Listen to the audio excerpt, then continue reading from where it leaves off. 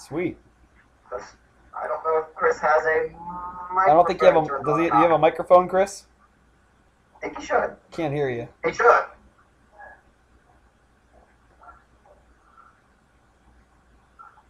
We'll wait and see if. I don't know.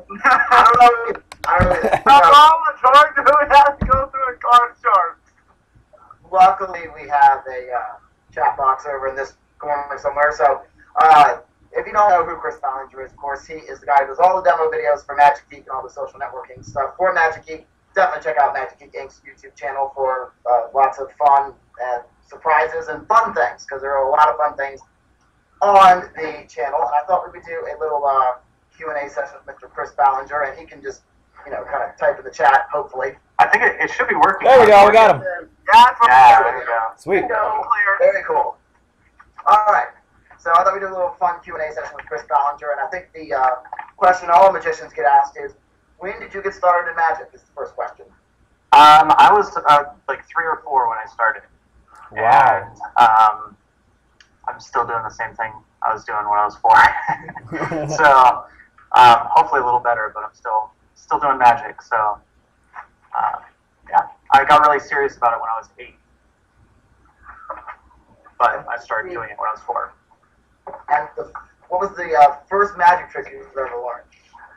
I think it was the ball and base, but it was a long time ago, so I don't totally remember. I remember like having a hot rod and having nickels to dimes and stuff like that. I'd go to the local magic shop and just pick up whatever I could afford. So if you don't know, Chris has done many of tricks that I've done on my channel, such as Mustache and Angry Sponges. What is your favorite trick you've ever put out, Chris? I'm not sure. I use them for different things. So I have favorites for certain applications. Like if you ask me my favorite impromptu trick, it would be Redemption or Ransom. My favorite gimmick is probably Redemption. Mustache is just silly, and I like being silly. So I use them for different things. It's really hard to pick one that is absolutely my favorite. Probably Redemption, but it's really hard for me to pick. So that's like picking your favorite child, right? Yeah, I would never do that. That wouldn't work. No. So, for people who don't know, a little history about Magic Geek. You started as a small brick and mortar shop, but grew into the internet deal, and now is a big online internet magic shop. Trying to be, yeah. I think you are, so that's all that matters. No, I'm kidding. So, any new details you might want to share? Any insider tips that maybe you can give out? Sure. What's that? What was one of the toughest tricks you had to do? To actually perform or to invent? Performing, the hardest trick that I perform regularly is probably unshuffled, because you have to do a perfect barrel shuffle every single time you do the trick 3 times in front of the audience. So that one's tough, and I do it all the time. So I would probably say that one. That one also took me a really long time to learn, because it's a hard skill to learn, the barrel shuffle. Okay. Yeah, it's something I can't master, but working on it. Trying to learn anyway.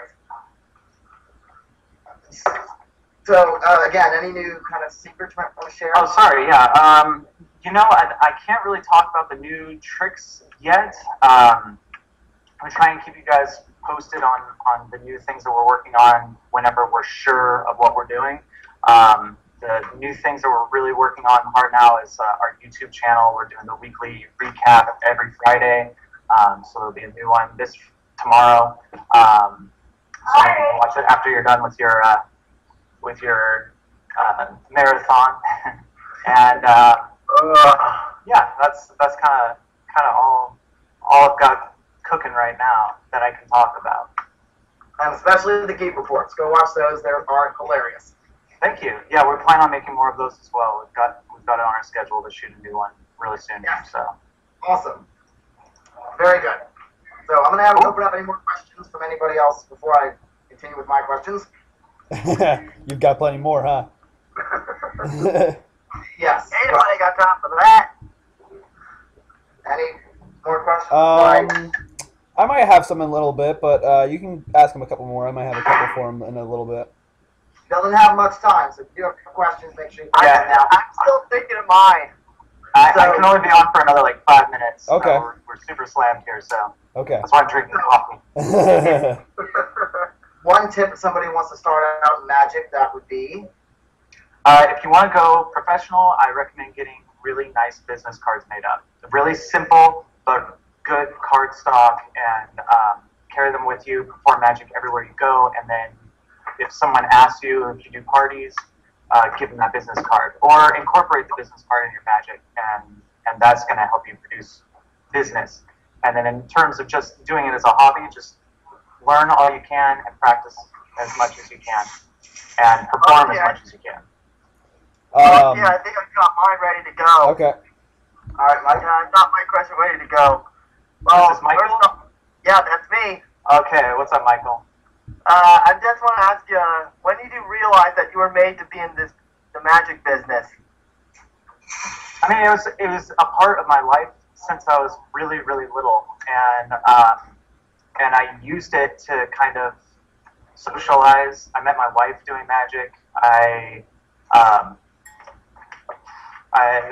could put myself through college doing Magic, and I came back to Magic Geek. I worked for Magic Geek just as like a part-time job when I was younger. I came back to Magic Geek in full force after the writer's strike happened in LA.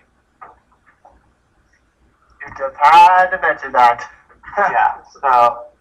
But that, I mean, I was working for the writing department of a show, and my wife had our daughter the same day the writer's strike happened, and I just kind of realized I needed to do something drastic and different, and that's what ended up being the thing that I did.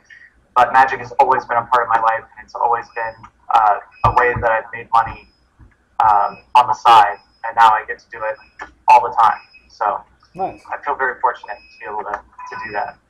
Yeah. I have a question for you. Sure. Zach? Yes. What's up, Zach? So you've performed in a lot of places, right? I have, yeah. What's one of your favorite places you performed at? I think one of my favorite places,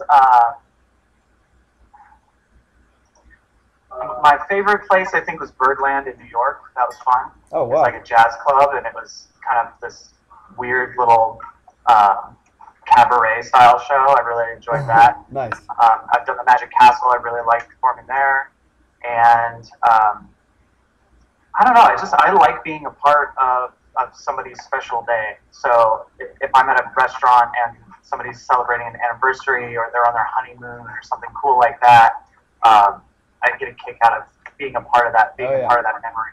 So there you go. Yeah, that's awesome. And I'll do, let Chris go. We'll do one final question. Any magician you could perform with, who would it be? Perform with? Perform with, yep. Probably 444RR.